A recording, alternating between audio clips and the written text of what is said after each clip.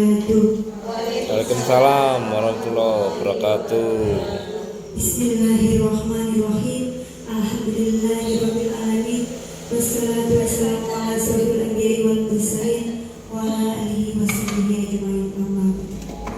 Kepada yang terhormat Ibu Kepala Sekolah SDN Terusan 2, yang kami hormati Bapak Ibu Guru SDN Terusan 2, pertama-tama marilah kita panjatkan puji syukur kehadirat Tuhan Yang Maha Esa, yang mana pada siang hari ini kita bisa mengikuti pelaksanaan diseminasi budaya positif di SDN Terusan 2 dalam keadaan sehat walafiat, tak kurang suatu apapun.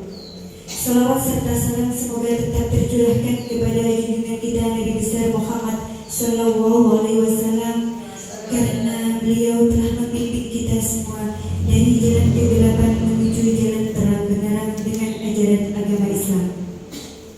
Di sini saya sebagai pembawa acara akan membawakan susunan acara pada siang hari ini. Yang pertama yaitu pembukaan, yang kedua sambutan dari Ibu Kepala Sekolah SDN Terusan 2, yang kedua yaitu doa, dan yang terakhir pemaparan diseminasi budaya positif oleh CGP Angkatan 9 dari kami bertiga, Ibu Eva Lutfia SPDSD, yang kedua Ibu Risa Muji Astuti SPD, dan yang ketiga Ibu Anis Sufiatin SPDSD. Untuk acara yang pertama pembukaan, marilah kita buka dengan bacaan Bismillahirrahmanirrahim. Semoga acara diseminasi budaya positif ini akan lancar dari awal hingga akhir. Amin amin ya rabbal alamin. Untuk acara yang kedua sambutan dari Ibu Kepala Sekolah SDN Terusan 2 kepada Ibu Alfi Laili SPDSD, waktu dan tempat dipersilakan.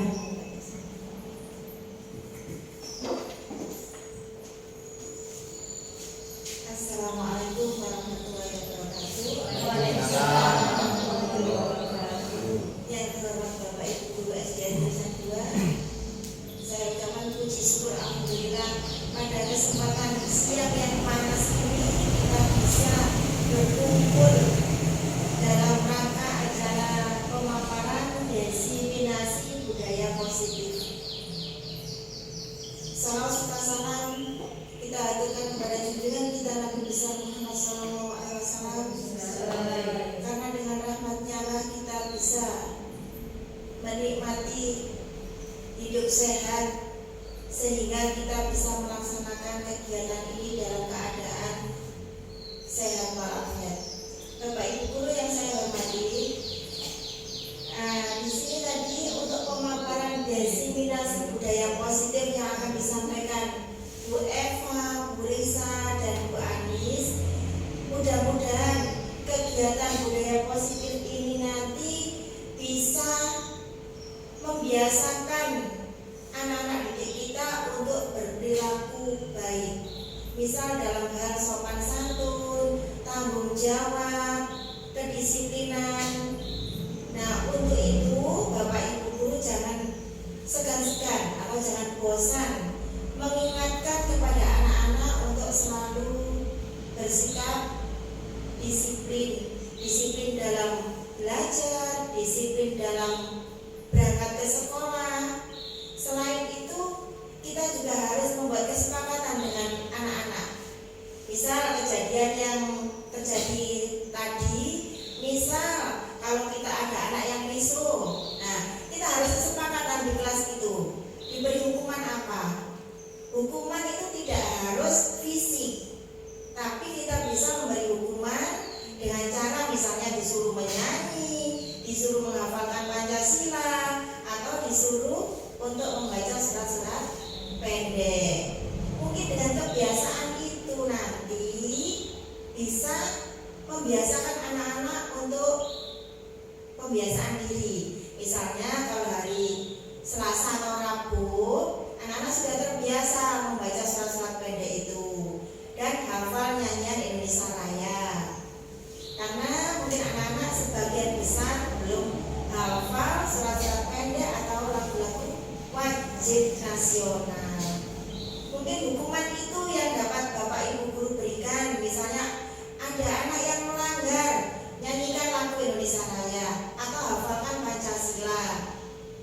Pancasila kadang hafal, tapi simbol-simbolnya tidak hafal.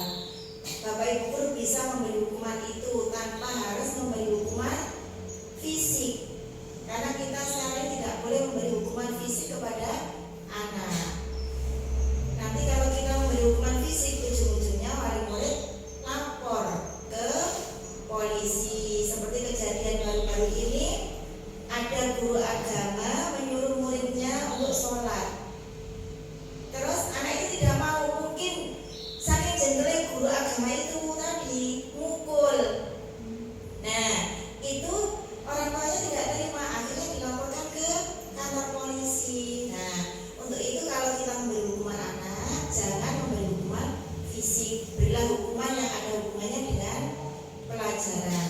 Mungkin dengan adanya nanti pemaparan diseminasi budaya positif yang akan disampaikan Bu Eva, Bu Anis, dan Bu Risa nanti, mungkin bisa menambah ilmu ke anak-anak, bisa membiasakan anak-anak untuk lebih disiplin lagi. Mungkin itu yang dapat saya sampaikan, kurang lebihnya mohon maaf. Akhirul kalam, wassalamualaikum warahmatullahi wabarakatuh. Waalaikumsalam warahmatullahi wabarakatuh. Terima kepada Ibu Alvina ini atas sambutannya, semoga bermanfaat untuk kita semua. Untuk acara yang selanjutnya yaitu doa oleh Ibu Umayyah SPD. Waktu dan tempat dipersilakan.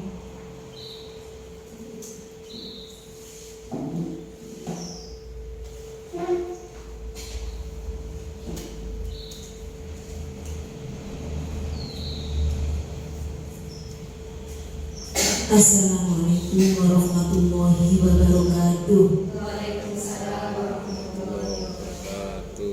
Agar nanti membawa penuh limpahan rahmat Allah dan lancar, sukses apa yang diharapkan, mari kita bersama-sama doa.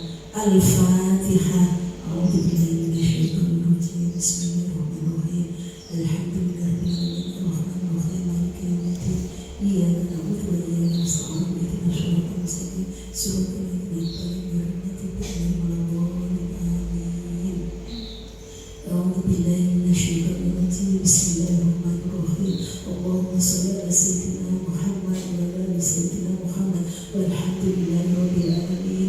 Hamdan yuwafiqu ni'amahu fi mazida. Ya Rabbana lakal hamdu kama yanbaghi li jalali wajhika sultanik. Allahumma shalli ala sayyidina Muhammad shalatan tunjina biha min jami'il ahwali wal afat wa tadhilana biha min jami'il hajat wa tudahhirna biha min jami'is sayyi'at wa tarfa'una biha indaka ala darajat wa tuballighuna biha asrahu ya min jami'il khairat fil hayati wa ba'dal mamat. Allahumma inna nas'aluka salamatan fid din wa afiyatan fil jasad wa hidayatan fil ilmi wa barakatan fil rizqi wa dhabatan qabla al-maut wa mafitatan ba'da al-maut. Allahumma hawwin 'alaina fi shughulina wa najina min an-nar wa sabrana la tuzigh qulubana ba'da idh hadaytana wa hab lana min ladunka rahmatan innaka Rabbana atina fid dunya hasanah wa fil akhirati hasanah wa qina adzabannar. Subhana rabbika rabbil izzati amma yasifun wa salamun alhamdulillahi rabbil alamin. Al-Fatihah.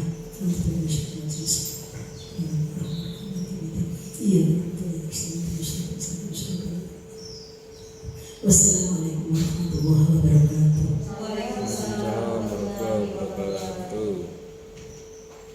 Terima kasih atas doa yang telah diberikan oleh Ibu Umayyah SPD. Untuk acara selanjutnya yaitu pemaparan diseminasi budaya positif yang akan dibawakan oleh Ibu Eva Lutfiah SPD. Waktu dan tempat kami persilakan. Assalamualaikum warahmatullahi wabarakatuh. Bapak Ibu, terima kasih ya, terima kasih atas waktu yang diberikan, atas izin yang diberikan, dan terima kasih pula panjenengan sudah berkenan hadir dalam acara diseminasi budaya positif yang akan saya sampaikan. Perkenalkan, saya Eva Lutfiah, JDB Angkatan 9 dari SDN Terusan 2. Bapak Ibu, kalau panjenengan lihat dari judulnya budaya positif. Nah, di sini sebelum melangkah lebih lanjut, saya ingin bertanya ke panjenengan, ya, apa budaya positif itu? Mungkin saya bertanya ke Ibu Kepala dulu. Monggo Bu Leli. budaya positif yaitu kita membiasakan nilai-nilai yang baik. Misalnya contoh tadi, kita membiasakan sikap disiplin, membiasakan untuk tanggung jawab, terus membiasakan untuk kita melakukan hal-hal yang baik. Seperti itu. Terima kasih, luar biasa. Satu lagi mungkin saya ingin bertanya ke Bu Pipit. Monggo Bu Pipit, apa yang ada di pikirannya Bu Pipit tentang budaya positif itu? Monggo Bu Pipit, jangan tuh ya Bu Pipit ya. Terima kasih atas kesempatannya. Menurut saya budaya positif adalah perubahan dari tidak baik menjadi baik, dari yang negatif menjadi positif, dari yang belum menjadi bisa. Jadi maknanya merupakan perubahan dari awal menjadi akhir, misalnya sebelum dan sesudah. Terima kasih. Terima kasih, luar biasa nggih, luar biasa. Masih semangat Bapak Ibu? Semangat. Biar lebih semangat lagi, kita tepuk-tepuk dulu ya. Biar nggak anaknya saja yang tepuk-tepuk ya, Bapak Ibu gurunya juga. Iya.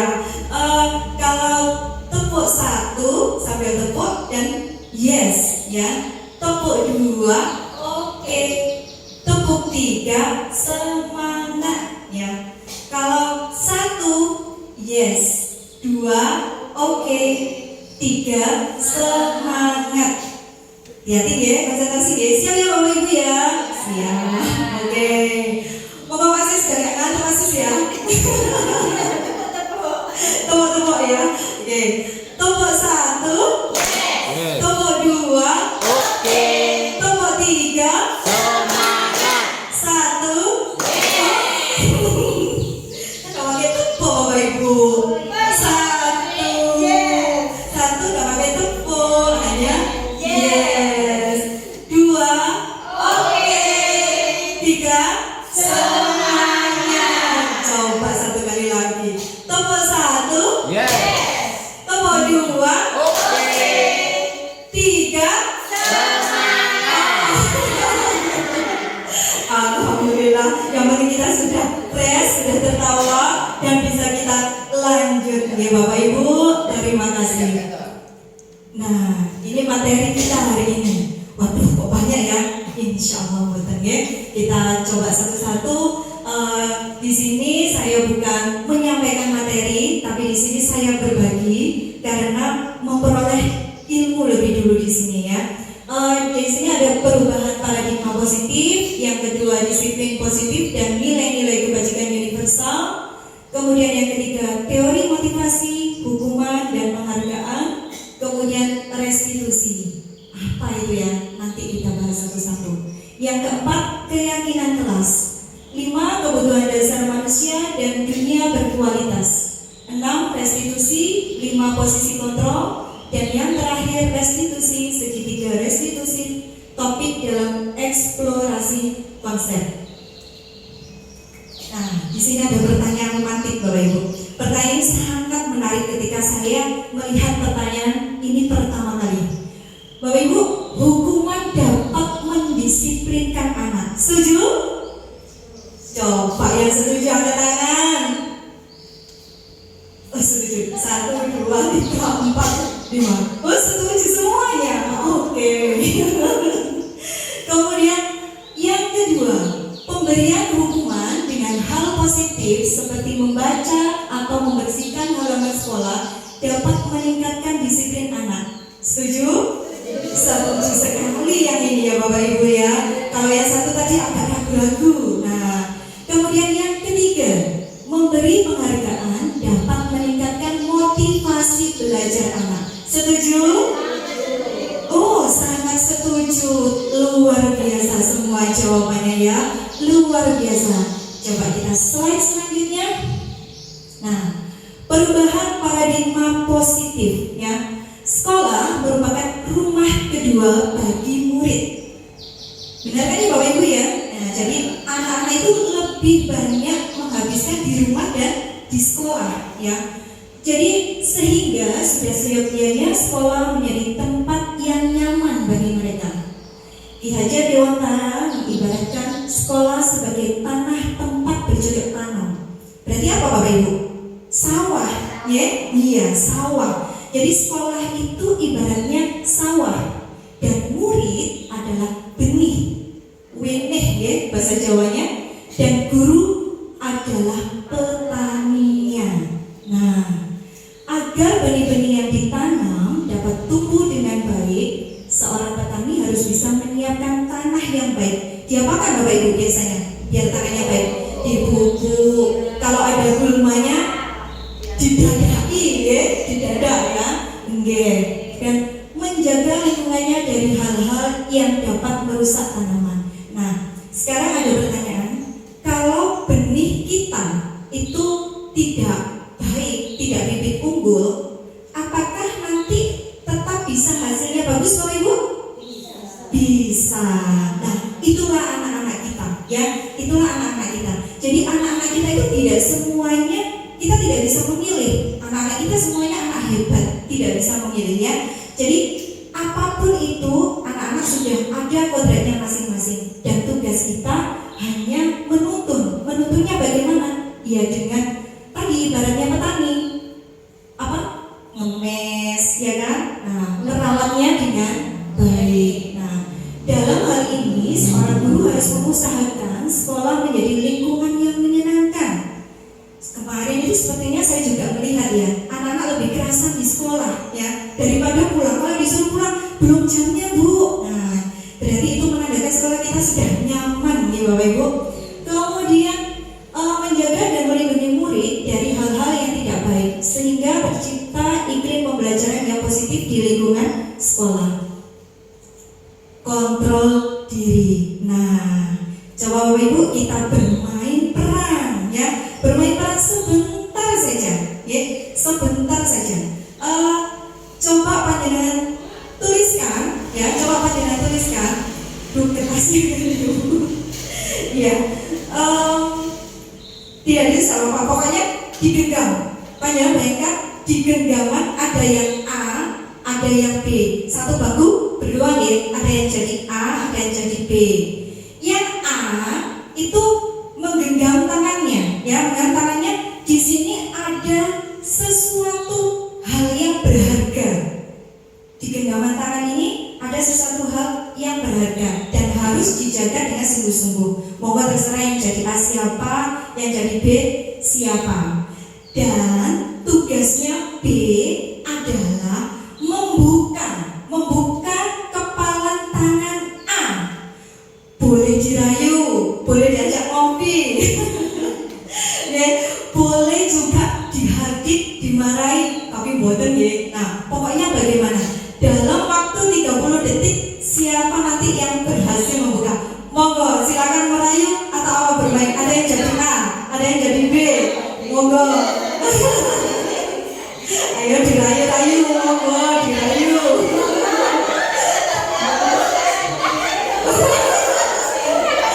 Ayo monggo dirayu.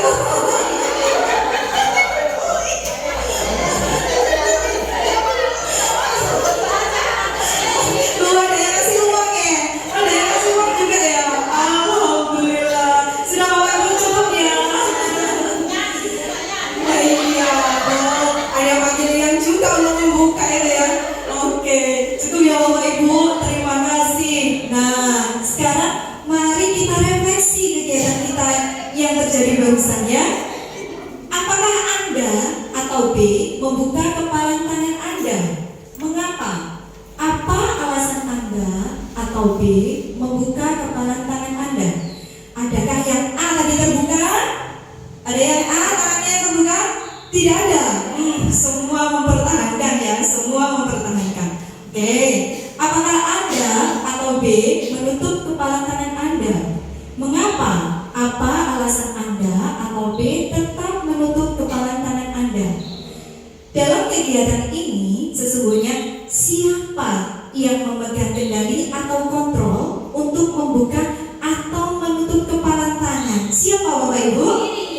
Diri sendiri ya, diri sendiri. Jadi orang lain tidak bisa mengontrol kita, bisa mengontrol seizin kita, ya seizin kita. Misal tadi kalau Bu Leli yang saya punya barang berharga, Bu Leli yang minta, waduh Bu Leli ini buahin sama saya, gimana ya? Saya izinkan, kontrolnya Bu Leli saya terima, ya akhirnya saya buka. Nah, semua itu tergantung dari diri kita sendiri, ya. Kontrol itu tergantung dari diri kita sendiri. Nah, kita sendiri yang memegang kontrol atas kepalan tangan kita. Apakah kita membuka atau menutup kepalan tangan kita? Itu tergantung pada diri kita masing-masing, sesuai dengan kebutuhan dasar kita saat itu. Nah, ini ada gambar Bapak Ibu ya. Ini ada gambar yang saya diantaranya itu ada salah satu dari itu sebelum memperoleh materinya, miskonsepsi tentang teori kontrol. Kita dari yang pertama, ya. Ini ilusi guru mengontrol murid. Selama ini kita percaya bahwa yang mengontrol murid itu adalah guru, ya, adalah guru. Pokoknya apa jadi guru nih, ya, apa jadi guru nih. Nah, padahal kalau ada murid yang menurut dengan kita seperti yang kita bermain kepala tangan tadi itu karena mereka mengizinkan, ya, karena mereka mengizinkan kita untuk mengontrolnya. Tapi kalau murid itu tidak mengontrolkan, tidak mengizinkan, ya tetap murid itu tidak mau dibawa kontrol kita. Kembali lagi ya. Jadi ini juga tetap salah ya Bapak Ibu ya. Ini hanya sebuah ilusi. Nah, kemudian yang kedua, nah ini ya, ilusi bahwa semua penguatan positif, efektif dan bermanfaat. Nah itu kayaknya dapat kado ya. Nah kayaknya dapat kado. Kita selama ini sering menganggap ya Bapak Ibu ya, kalau anak-anak dikasih hadiah itu gercep katanya bagi saya. Kalau ada apa-apa gercep, pokoknya kalau ada hadiahnya. Nah, tapi nanti kalau lama-kelamaan itu akan membunuh kreativitas mereka, ya, akan membunuh kreativitas mereka dan akan menimbulkan sesuatu di antara pertemanan mereka, ya. Kok anak-anak itu aja ya yang dapat hadiah ya. Nah, kemudian miskonsepsi yang selanjutnya yaitu ilusi bahwa kritik dan membuat rasa bersalah mampu menguatkan karakter, ya. Ini saya alami Bapak Ibu ketika saya coba ngajar itu ada anak yang rame, ya, ada anak yang rame. Itu saya panggil anaknya, ngomong saya wales, le, kenapa sih nak rame? Gitu ya, saya tanya kenapa sih nak rame? Kamu gak kasihan tak sama ibu? Ibu kan capek ngajar kayak gini tuh, seperti itu. Dia langsung bagaimana Bapak Ibu? Dia terdiam. Nah, ini tidak akan menguatkan karakter anak-anak. Meskipun omongan yang saya sampaikan halus, tapi itu menusuk perlahan-lahan, ya, menusuk perlahan-lahan dan menciptakan pikiran negatif di anak itu. Jadi anak itu akan merasa bahwa dirinya, oh iya, saya ini negatif, pembuat onar. Nah, itu sangat tidak baik untuk menguatkan karakter mereka. Nah, yang terakhir, ilusi bahwa orang dewasa berhak memaksa. Pernah boten? Kita sering sekali bahwa murid-murid kita itu berada di kontrol kita, ya. Misalnya kita sudah coba nggak nurut, akhirnya nurut enggak. Nah, biasanya seperti itu ya. Biasanya seperti itu. Nah, sebenarnya ini tidak boleh Bapak Ibu ya. Dan ini tidak akan bertahan lama untuk anak-anak itu taat kepada kita. Next, merubah. Nah, saatnya kita merubah dari paradigma stimulus respon ke pendekatan teori kontrol. Di sini ada yang disebut mohon maaf. Nah, ini yang putih ini adalah stimulus respon, kemudian yang agak-agak kuning ini adalah teori kontrol tentang dunia. Ini yang kita coba terapkan ya. Kita merubah paradigma dari stimulus respon ke teori kontrol. Di sini realitasnya kebutuhan kita sama Bapak Ibu semuanya boten, ya. Tidak ada yang sama. Realitas kebutuhan kita berbeda. Kemudian yang kedua, semua orang melihat hal yang sama. Semua orang melihat hal yang sama? Tidak, ya. Kita ganti. Setiap orang memiliki gambaran berbeda. Selanjutnya, kita mencoba mengubah orang agar berpandangan sama dengan kita. Capek Bapak Ibu ya, capek kalau kita mengubah orang untuk berpandangan sama dengan kita. Di sini kita yang berusaha memahami pandangan orang lain tentang dunia. Selanjutnya, perilaku buruk dilihat sebagai suatu kesalahan. Seringkali ya, ketika anak-anak terlambat, waduh, mesti langganan ini ya, mesti langganan, telat. Tuh yang terpikir biasanya seperti itu ya. Nah sekarang kita rubah sedikit-sedikit ya, kita rubah. Setiap orang itu pasti punya tujuan ya. Kita tanya dulu kenapa terlambat. Nah ini semua perilaku memiliki tujuan. Nah orang lain bisa mengontrol saya. Nggak mungkin ya, orang lain bisa mengontrol saya. Tidak, hanya Anda yang bisa mengontrol diri Anda. Kemudian saya bisa mengontrol orang lain, juga tidak bisa Bapak Ibu. Jadi Anda tidak bisa mengontrol orang lain. Selanjutnya, pemaksaan ada pada saat bujukan gagal. Dibujuk model A, dibujuk model B, pancet akhirnya nurut keluarga. Justru akhirnya memaksa ya, memaksa. Nah, padahal di sini tidak boleh. Kita ganti ya. Kolaborasi dan konsensus menciptakan pilihan-pilihan baru. Jadi kita nego sama anak-anak, kita kolaborasi, kita membuat pilihan-pilihan yang baru. Dan yang terakhir, nah kalau di stimulus respon ini model berpikirnya menang atau kalah. Nek gak menang ya kalah, gurunya menang atau muridnya sih menang ya. Tapi kalau di sini boten Bapak Ibu, kalau yang di teori kontrol ini model berpikir kita adalah menang-menang. Jadi gurunya menang, siswanya juga menang. Jadi tidak ada yang merasa tersakiti ya. Jadi semuanya enjoy. Oke, lanjut Bapak Ibu.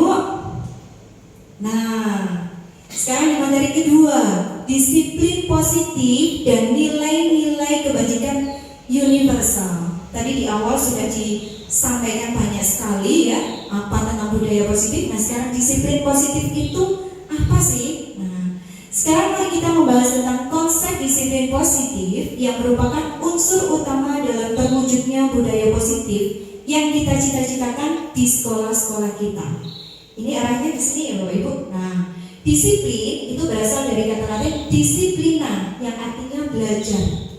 Kata disiplin juga berasal dari akar kata yang sama dengan disiple atau murid atau pengikut. Kemudian ke bawah, disiplin adalah kemampuan memerintah diri sendiri, ya, memerintah diri sendiri dalam mengontrol dan menguasai diri untuk memilih tindakan yang mengacu pada nilai-nilai yang kita hargai dengan penuh tanggung jawab, tanpa terperintah orang lain, tanpa imbalan, penghargaan, ancaman atau hukuman. Ini yang sedang kita tuju. Jadi disiplin positif itu intinya ada di sini Bapak Ibu. Anak-anak itu disiplin tanpa adanya perintah, tanpa adanya penghargaan, dan tanpa adanya ancaman atau hukuman. Jadi ini ada dari kesadaran ya, kesadaran diri, menciptakan anak-anak agar sadar diri ya.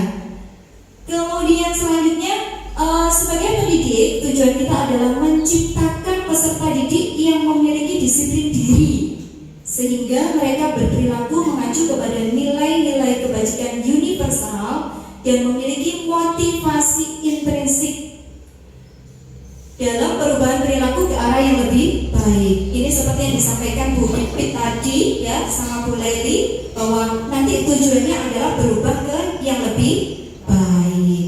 Nah, apa nilai-nilai kebajikan universal itu? Ada apa saja Bapak Ibu? Kita lihat di sini. Nah, nilai-nilai kebajikan sebenarnya ada 6 lembaga yang yang menyatakan nilai-nilai kebajikan itu apa saja. Tapi di sini saya cukup 2 saja ya. Yang saya cantumkan di sini ada profil pelajar Pancasila. Di sini ada beriman dan bertakwa kepada Tuhan Yang Maha Esa dan berakhlak mulia. Kemudian berkebinekaan global, gotong royong, mandiri, kreatif, dan bernalar kritis. Anak-anak sudah apa ya Bapak Ibu lagunya ini? Sudah. Bu Risa bisa minta tolong ya lagunya? Bapak Ibu yang hafal, monggo. Belajar Pancasila, beriman dan bertakwa. Sampai tuh. Belum. Diri kreatif dan bernalar kritis. Satu kali lagi. Belajar Pancasila, beriman dan bertakwa pada Tuhan yang Esa dan berakhlak mulia, berkebinekaan global, gotong royong mandiri, kreatif dan bernalar kritis. Terima kasih. Alhamdulillah ya, jadi anak-anak juga sudah terbiasa untuk menyanyikan ini ya Bapak Ibu ya. Nah, kemudian 9 pilar karakter ini menurut Indonesian Heritage Foundation atau IHF ya. Yang pertama, cinta Tuhan dan segenap ciptaannya, kemandirian dan tanggung jawab, kejujuran atau amanah, diplomatis, hormat dan santun, dermawan, suka menolong dan gotong royong, percaya diri, kreatif dan pekerja keras, kepemimpinan dan keadilan, baik dan rendah hati, toleransi, kedamaian dan kesatuan. Semuanya ini adalah nilai-nilai kebajikan universal. Nilai-nilai kebajikan universal itu adalah nilai-nilai yang diyakini bersama. Ngerti ya Bapak Ibu? Next. Nah, ini ya, ini ada hadiah-hadiah tadi ya Bu Anis ya. Motivasi perilaku manusia.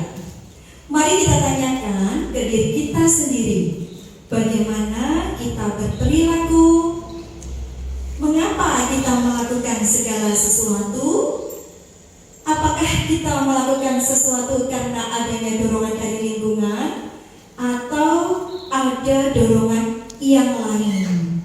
Nah, di sini saya ingin bertanya ke Bu Ika. Oh Bu Ika, sebentar.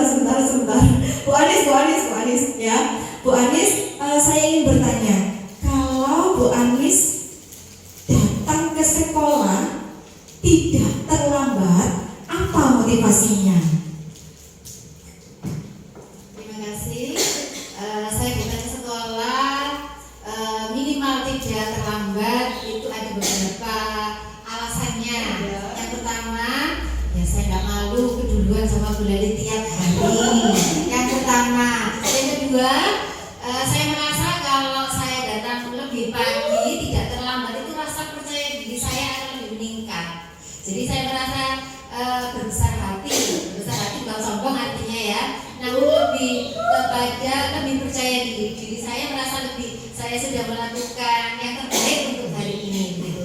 Kemudian yang ketiga, saya ingin menumbuhkan sikap itu sebagai sesuatu yang memang ini memang saya perlu datang lebih pagi, itu memang saya perlukan ini untuk nanti mungkin saya bisa mempersiapkan apa yang perlu saya persiapkan untuk kegiatan hari itu ataupun yang lainnya. Terima kasih. Terima kasih ya, motivasinya bagus sekali. Saya juga sangat malu Bu Anis. Kalau telat ya kayak itu apa itu sama Bu Lali, aduh kau apa Bu Anis asli mengurangi rasa percaya diri. Sekarang saya ingin tanya lagi sama Bu Nima ini. Nah, apa motivasinya Bu Nima? Kalau panjenengan datang ke sekolah tidak terlambat itu apa motivasinya? Monggo. Terima kasih atas waktunya yang diberikan kepada saya. Sami kali Bu Anis, jujur saya sering terlambat. Mungkin saya tidak terlambatnya itu mungkin pas piket, pas piket mawon ngaten. Nah di situ saya ya apa nggih? Nah di situ saya punya tanggung jawab bahwa saya itu piket. Nah di situ saya juga percaya diri untuk datang lebih awal ya. percaya diri tapi nggih kata mboten kata terlambat. Terima kasih. Tapi mulai besok tidak terlambat kok. Mari punya gambaran. Iya, kita harus husnudon ya Bu ya. Nah, kita harus berubah mulai hari ini ya. Kalau kita mengajarkan ke anak-anak, kita budaya malu ya, malu terlambat ya, malu terlambat. Nah, wah ini juga bisa jadi motivasi. Masa mau pikir setiap hari Bu Nima? Oke, Bapak Ibu, terkadang kita melakukan sesuatu karena kita menghindari rasa sakit atau ketidaknyamanan. Terkadang kita juga melakukan sesuatu untuk mendapatkan apa yang kita mau. Ini juga ada motivasi seperti ini ya. Ketika ada prasasti itu Bapak Ibu absen, kita menghindari tidak nyaman ya, menghindari tidak nyaman. Nah akhirnya itu bisa jadi motivasi kita. Nah kemudian bagaimana menurut Anda? Pernahkah Anda melakukan sesuatu untuk mendapat senyuman dari orang lain? Pernah ya. Untuk mendapat hadiah? Pernah. Untuk mendapatkan uang? Pernah Bapak Ibu? Motivasinya untuk mendapatkan uang? Pernah ya. Rajin-rajin lah. Iya. Apalagi kalau tanggal-tanggal seperti ini ya. Nah, apalagi kira-kira alasan orang melakukan sesuatu untuk mengetahui lebih jauh lagi mengenai motivasi manusia. Diane Gerson menyatakan ada 3 motivasi perilaku manusia.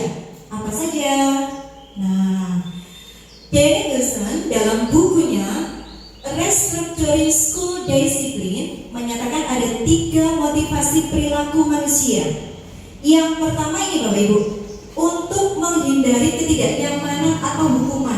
Sering sekali ya kita menghindari itu, daripada kena hukuman, lah kita mending tepat waktu ya. Nah, kemudian untuk mendapatkan imbalan atau penghargaan dari orang lain. Bisa jadi anak-anak semangat belajar ya. Ayo anak bersih-bersih dapat es krim. Semangat ya. Semangat sekali Bapak Ibu ya. Karena apa? Ada imbalan atau penghargaan dari orang lain ya. Itu motivasi ya, motivasi. Kemudian untuk menjadi orang yang mereka inginkan dan menghargai diri sendiri dengan nilai-nilai yang mereka percaya. Nah, ini yang terpenting dari ketika itu Bapak Ibu ya. Jadi untuk menjadi orang yang mereka inginkan dan menghargai diri sendiri dengan nilai-nilai yang mereka percaya. Di sini lebih ada nilai tanggung jawab ya, seperti Bu Anis tadi, malu kalau terlambat. Nah, itu rasa tanggung jawab kita ya. Apalagi keduluan anak-anak ya, kita kan nggak enak ya. Nah, sudah ditunggu sama anak-anak. Oke, next. Konsep disiplin dengan identitas gagal. Nah, kalau kita menerapkan ini berarti konsep disiplin kita itu adalah gagal. Bagaimana Bapak Ibu? Nah, di sini hukuman. Adakah di antara panjenengan mulai dari SD sampai sekarang yang pernah mendapatkan hukuman? Ada? Barangkali yang berkenan bercerita satu saja. Oke, Bu Bibit, monggo. Pernah dihukum apa ya Bu Bibit? Terima kasih atas kesempatannya. Hukuman yang pernah saya alami pertama dan terakhir saya selama menempuh pendidikan dari dasar sampai menengah atas yaitu SMA kelas 11. Kebetulan saya kelasnya di depan 11 IPA 1, sehingga saya terlambatnya itu karena ban saya bocor. Padahal kan ada jam kenal atau les. Itu saya berangkat jam 5. Sampai sekolah itu jam setengah 8. Karena kan nunggu tukang tambal bannya itu buka. Dan saya di sekolah tidak dibukakan pintu gerbang. Setelah dicek buku rapot penilaian sanksi oleh guru BK, saya nggak pernah tercatat nilai sama sekali. Nilai itu nggak pernah, jadi masih utuh 100 poin. Sehingga saya dibolehkan masuk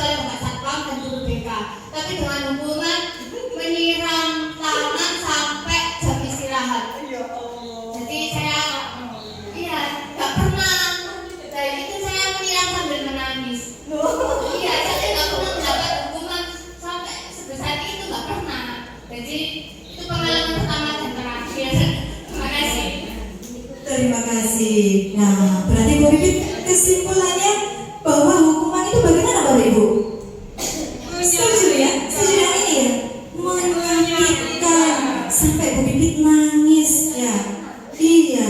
Nah, padahal tadi dia tidak sengaja karena bannya bocor. Nah, tidak nyaman pasti ya, pasti.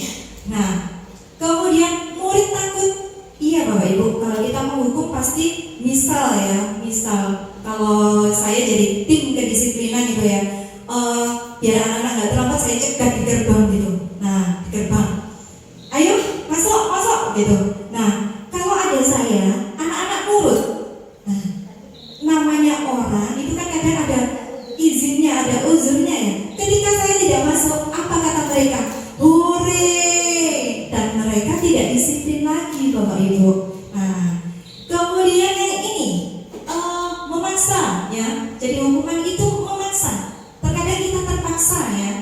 Kemudian murid menyembunyikan kesalahan. Sering sekali karena mereka merasa takut, ditanya tidak ngaku, tidak jujur ya Bu Ika ya. Nah, kemudian murid menjadi rendah diri.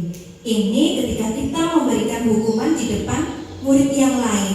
Jadi mereka hilang rasa pedenya ya, menjadi rendah diri. Nah, konsep disiplin ini adalah identitasnya gagal. Jadi kita tidak akan berhasil mendisiplinkan anak dengan menghukum ya. Kemudian penghargaan. Nah, penghargaan. Selama ini kita menganggap bahwa penghargaan itu efektif. Setiap kenaikan kelas ada hadiah ya, ada piala. Nah, ternyata itu tidak efektif Bapak Ibu ya. Kenapa? Karena merusak hubungan. Ada anak yang tidak memperoleh hadiah, yang ada di pikirannya anak-anak itu aja. Iya, kadang itu waktu terima rapat, Bu, paling saya nanti nggak dapat. Itu nanti itu ya Bu yang dapat. Nah, di awal dia sudah pesimis seperti itu ya. Jadi merusak hubungan. Wis pancet iku kok serengin siji. Nah, kemudian mematikan kreativitas. Nah, kalau anak sudah sering kita kasih hadiah, mereka dikasih lagi, dia merasa nomor satu Bapak Ibu, merasa nomor satu. Akhirnya mereka tidak ingin meningkatkan kreativitas lagi. Oh, aku sudah nomor satu. Nah, kemudian menghukum dengan sistem ranking. Di Kurmer ini sudah tidak ada ya Bapak Ibu, sistem ranking buat ternyata ya. Iya, karena tidak boleh Bapak Ibu, itu mendiskriminasi ya. Kasihan, apalagi kalau dulu saya pernah itu ya zaman sekolah ketika rapotan itu saling kasih tunjuk rapot. Nah, yang satu ranking 1, yang satu ranking 30. Kok aku bisa dewe, berarti aku goblok dewe yo. Nah, sampai dia punya pikiran seperti itu. Kalau kita kan sekarang paling 1, 2, 3 ya. Dulu itu dicantumkan ya Bu ya, sampai jumlah terakhir. Iya. Itu sangat berbahaya itu ya. Sistem merampas hak menghargai dirinya. Kemudian yang ini tadi lanjut. Nah, ini kalau tadi dengan identitas gagal, sekarang kita punya konsep disiplin dengan identitas sukses. Apa itu Bapak Ibu? Konsekuensi ya. Yang kita gunakan adalah konsekuensi. Ya, di sini ada penguatan jangka pendek. Jadi ketika anak mau apa, kita buat konsekuensi di awal. Kita perjanjian dengan anak-anak. Kalau besok tidak mengerjakan PR, konsekuensinya apa ya? Gitu ya, kita tanya. Nanti kan anak-anak mengeluarkan idenya masing-masing. Nah, di situ. Besok kalau anak tidak mengerjakan PR, tinggal menagih ya, nagih. Karena konsekuensinya ya itu tadi ya. Misal ada anak yang bermain bola ya, bermain bola kacanya pecah. Nah, konsekuensinya apa Bapak Ibu? Mengganti. Nah, anak-anak kan uang sakunya sedikit ya, tapi anak-anak kan masih bisa menabung ya, menabung dengan uang sakunya. Kita hargai entah sehari 500, entah sehari 1000, tapi itu sudah merupakan konsekuensi, ya. Kemudian perlu monitoring berkelanjutan. Jadi kalau konsekuensi itu kita perlu monitoring berkelanjutan, harus memantau, ya. Kemudian stimulus respon, harus ada stimulus responnya. Murid menghormati peraturan, ya, murid menghormati peraturan. Jadi ini konsekuensinya, misal saya ada anak yang tidak mau rambutnya gondrong, ya Bapak Ibu. Saya nggak langsung potong hari itu juga. Kapan potong? Saya kasih waktu dia yang menentukan sendiri. Besok Bu, yang bilang Bu Eva atau kamu? Saya Bu, besok ya. Kalau besok tidak potong, gimana? Boleh Bu dipotong, boleh Bu dipotong. Ketika besok anak tidak potong, ketemu saya, tetap saya potong karena saya tidak bisa potong, tak bonceng ke salon. Ya, pokoknya tetap dilakukan, ya, konsekuensi. Kemudian kehilangan waktu untuk merenungi kesalahan. Nah, ini yang paling bagus ini Bapak Ibu, restitusi. Apa sih restitusi ini? Dengan melakukan restitusi, murid bertanggung jawab untuk perilakunya, ya. Jadi di restitusi ini akan menimbulkan kekuatan intrinsik, ya, kekuatan yang ada di dalam diri sendiri. Artinya sadar diri tadi, ya. Kalau anak sudah sadar diri, maka kita enak, ya, nggak usah ayo baris ya atau apa, mereka sudah tahu, ya, karena mereka sadar diri.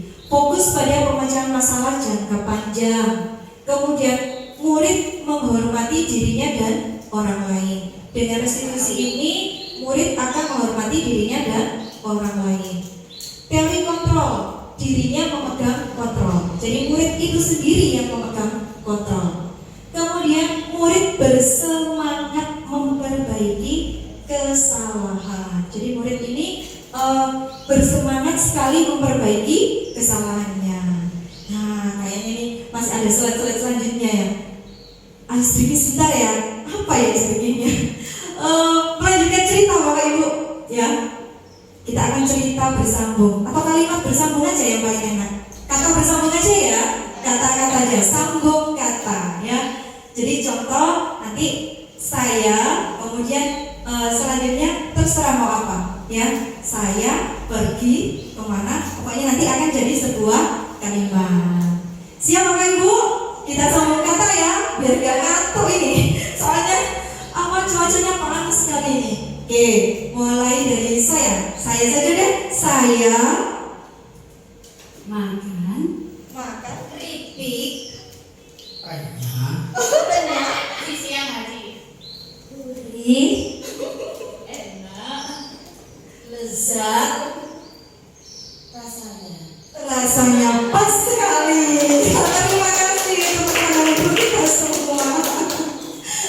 Pak Faisal di belakang, ya, nggak kebagian, ya Pak. Aman. Ya Allah, lanjutnya Bapak Ibu. Bismillahirrahmanirrahim. Perbedaannya, contoh di sini ada kasus Bapak Ibu. Siswa sering tidak mengerjakan PR. Nah, siswa sering tidak mengerjakan PR. Kalau hukuman itu bagaimana? Nah, guru menghukum siswa tersebut hormat bendera 10 menit. Terus gambar PR, ayo hormat bendera 10 menit. Guru marah dan murid menjadi takut. Atau tidak Bapak Ibu? Tidak mengerjakan PR, tapi hukumannya hormat bendera. Match atau tidak? Tidak cocok, ya Bapak Ibu, ya. Nah, itu hukuman. Nah, kemudian konsekuensi. Guru memberikan konsekuensi untuk mengerjakan PR-nya saat istirahat atau dikerjakan sebanyak 3 kali lipat. Tidak apa-apa, ya, karena konsekuensi. Adakah yang pernah itu Bapak Ibu? Kalau di madrasah biasanya kalau melakukan kesalahan menulis Bismillah atau Astagfirullah itu, ya, berapa kali sampai berapa lama? Kalau ditanya, Bu, kenapa sih Bu kok disuruh? Ya, tulisan kamu biar tambah bagus, katanya gitu. Kemudian guru tegas dan siswa menghormati peraturan. Jadi ini kalau konsekuensi Bapak Ibu. Nah, yang lebih bijak lagi ketika restitusi, ya, di sini guru menanyakan keyakinan kelas atau dirinya dan membantu siswa menyelesaikan masalahnya. Jadi ini nanti ada hubungannya dengan keyakinan kelas. Keyakinan kelas itu yang mereka buat bersama dan diyakini bersama. Kemudian dan siswa menghormati dirinya dan orang lain. Nah, ini restitusi. Jadi dari tadi restitusi apa ya restitusi? Restitusi adalah proses menciptakan kondisi bagi murid untuk memperbaiki kesalahan mereka. Jadi memperbaiki kesalahan mereka. Adakah di antara kita yang tidak pernah salah? Tidak ada. Semua pasti pernah melakukan kesalahan. Sehingga mereka bisa kembali pada kelompok mereka dengan karakter yang lebih kuat. Restitusi juga merupakan proses kolaboratif yang mengajarkan murid untuk mencari solusi untuk masalah mereka dan membantu murid berpikir tentang orang seperti apa yang mereka ingin menjadi atau tujuan mulianya dan bagaimana mereka harus memperlakukan orang lain. Gesen 2004. Di sini jadi kolaborasi antara murid dan guru. Kalau kita menggunakan restitusi itu kolaborasi antara murid dan guru. Di situ kita cari kesepakatan. Nah, keyakinan kelas. Nah, keyakinan kelas itu mengapa tidak peraturan saja? Mengapa harus keyakinan kelas? Ya, kenapa Bapak Ibu? Kenapa tidak peraturan saja? Kalau dulu sudah ada ya Bapak Ibu di kelas tata tertib ya, peraturan. Kalau sekarang ada pertanyaan seperti ini, mengapa tidak peraturan saja? Mengapa harus keyakinan kelas? Mengapa Bu Risa? Karena mungkin kalau peraturan itu dibuat oleh Bapak Ibu guru atau sekolahan.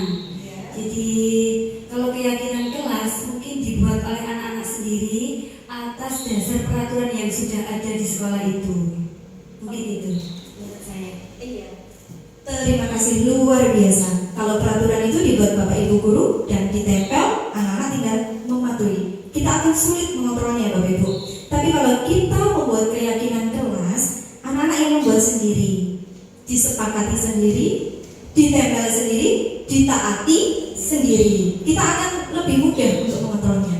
Mengapa kita memiliki peraturan harus menggunakan helm bila mengendarai kendaraan roda 2? Agar apa Bapak Ibu? Selamat. Mengapa kita memiliki peraturan harus datang tepat waktu pada saat mengikuti pelatihan? Biar tidak ketinggalan sesi dan lain-lain ya. Untuk mendukung motivasi intrinsik kembali ke nilai-nilai keyakinan. Ya, keyakinan lebih menggerakkan seseorang dibandingkan mengikuti serangkaian peraturan-peraturan. Nah, di sini saya sudah benar Bapak Ibu untuk membuat keyakinan kelas. Jadi di sini yang pertama ini saya tanyakan ke anak-anak, apa sih yang kamu sepakati? Nah, ini di sini mereka berebut. Saya Bu. Nah, biasanya yang anak-anak itu tidak boleh apa gitu ya. Ini tidak boleh rame, tidak boleh makan, tidak boleh berantem. Kita tampung semua Bapak Ibu ya. Kita tulis di sini atau bergantian menulis di papan sama anak-anak itu. Nah, karena kata-katanya anak-anak itu masih bentuknya itu negatif, kan tidak boleh apa, tidak boleh nakal, tidak boleh apa. Nah, itu kita ganti di sini. Nah, sebelum kita cetak, kita ganti. Jadi ketika anak-anak tidak boleh bertengkar, kita ganti saling menghormati, ya. Tidak boleh terlambat, diganti datang tepat waktu. Kata-katanya kita ganti ke yang positif. Kalau sudah jadi kita deklarasikan bersama anak-anak, ya. Kita deklarasikan bersama anak-anak. Di sini anak-anak sendiri. Jadi ketika anak-anak ada yang melanggar dari keyakinan kelas ini, kita tinggal biasanya teman-temannya yang mengingatkan. Ayo, apa itu? Gitu aja. Dia tinggal menunjuk di kelas itu. Oh iya, gitu. Jadi itu akan bisa menjadi kontrol bagi anak-anak, ya.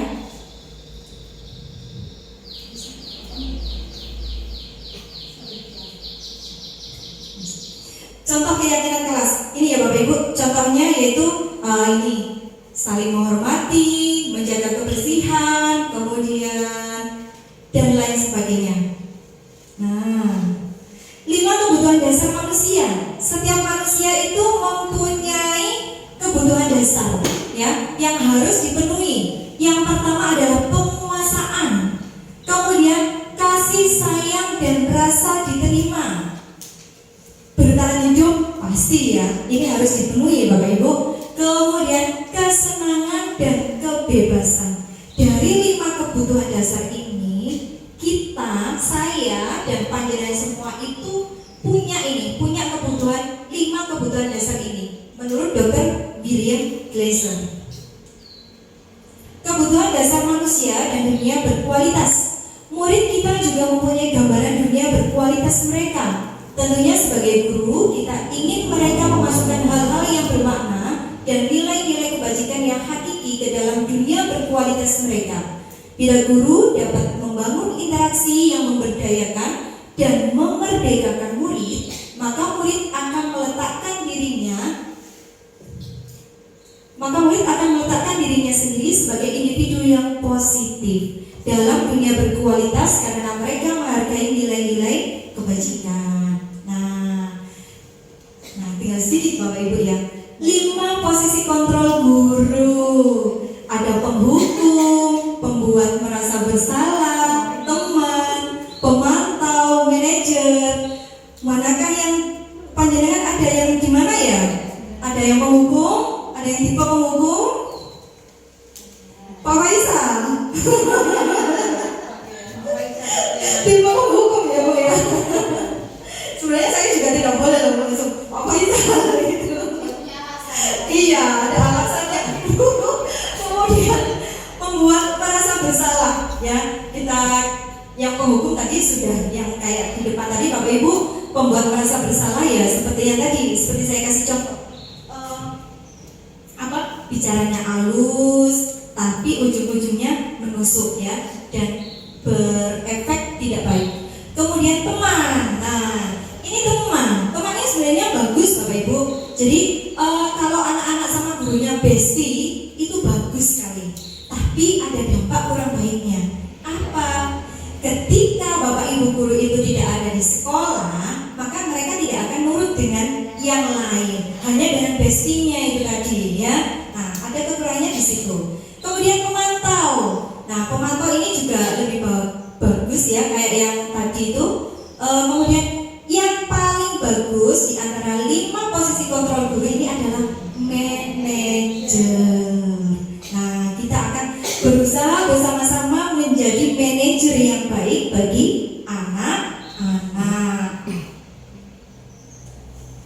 Nah, contoh penerapan 5 posisi kontrol. Kita bahas sedikit saja ini. Kemudian penghukum tadi ya, patuhi aturan sekolah. Nah, kalau jadi tipe-tipe penghukum, patuhi aturan sekolah, lalu berdiri di depan barisan.